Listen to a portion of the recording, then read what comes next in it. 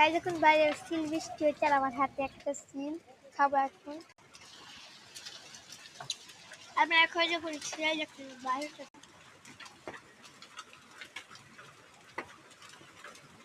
কত seal guys যা লাগছে না সিল আপনি আমি তো একটা ধরতেও পারি। গাইস আমি পাগল হয়ে বাটি দিয়ে কানেক্ট করছিলাম, আমি ওটা দেখাতে পারিনি, তাই সরি। আর বাইরে দেখে তো আপনারা অবাক হয়ে যাবেন, বাইরেটা দেখবেন। চলুন বাইরে।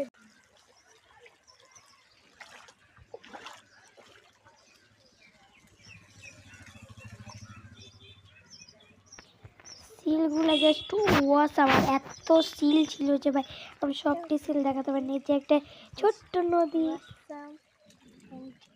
আর আমি এখন যাচ্ছি ভিতরের দিকে। এটা আমাদের বাড়ির পাশেই ঠিক।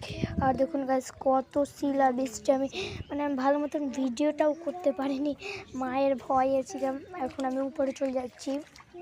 রিভার রিভার রিভার রিভার ঝর্ণা, আমার ঝর্ণাতে যাওয়া হলো না, তাই এইভাবে ঝর্ণাটাকে অনুভব করি।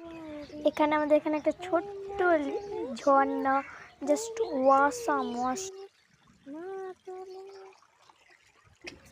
দেন এইখানে আমি আমার কিছু সুন্দর সুন্দর ভিডিও করছি।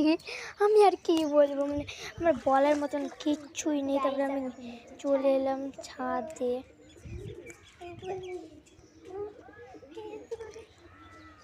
ছাদে যেতেও আমি কিচ্ছু বলতে পারি। আমাদের ছাদ বাগানটা গাইস অনেক বেশি কিউট। এখানে রজনীগন্ধার গাছ দিয়ে আমি ওটাই লাড়ছিলাম, বাট দেখাতেও পারলাম না এইটুকুনি ভিডিওতে। সবটি যেটুকু দেখাতে পারলাম দেখাচ্ছি। এই কিউট কিউট ফুলগুলো ভাই লাগছে যে দারুণ, এখানে লাগছে যেতে দারুণ। দেখতে থাকো, আমার গাছগুলোতেও দেখো কত কিউট।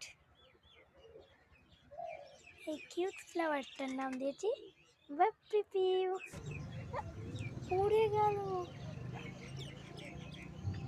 এর আগেও তোমরা আমার ছাদ অনেক ব্লগ দেখেছো, আরও আছে। এবার ছাদ বাগানের একটা গাছ জাস্ট ওয়াসাম। আমাকে কেমন একটা কমেন্টে বলুন। গাইস ওই যেগুলো গাছ ফুল গাছগুলো হচ্ছে রজনীগন্ধা। আপনারা কে কে দেখেছেন অবশ্যই কিন্তু কমেন্টে বলবেন। আর আমি না গাইস এটা আমার মামার বাড়ি থেকে এনেছিলাম, আর একবার ফুল হয়েছিল, বাট এখন গাছটা মরো অবস্থায়। আর আমার ছাদ বাগানে কিন্তু লজ্জাপতিও আছে ফুলের গাছ, দেখতে চাইলে কমেন্ট করতে হবে। শুধু দেখাবো বাবা। আকাশটা